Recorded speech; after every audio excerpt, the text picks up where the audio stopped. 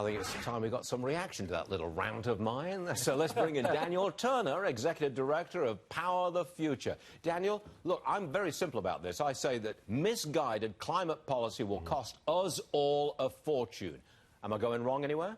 No, you're absolutely right. The country that is most disappointed we're pulling out of the Paris Climate Accords is China, right? Because they were able to continue their emissions unfettered for the next decade or so. The Paris Climate Accords, what President Obama did was hamstring our economy. It really cost us in terms of jobs. And more than anything else, it hurt the poor. Because when he pledged to reduce our emissions by 26 to 28% by 2025, an unrealistic goal. But by making that pledge, he told the American people we had to decarbonize our economy. That means getting rid of manufacturing jobs. That means getting rid of oil and gas and fossil fuel jobs and shipping industries to other countries. That's jobs, that's incomes, that's rural communities. So the American people were the ones who are going to suffer the most on the Paris Climate Accords. Now, suppose we're wrong.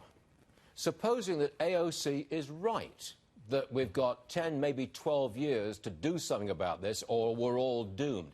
I mean, we could be wrong. I'm not going to say we're absolutely not wrong, but we could be, couldn't we?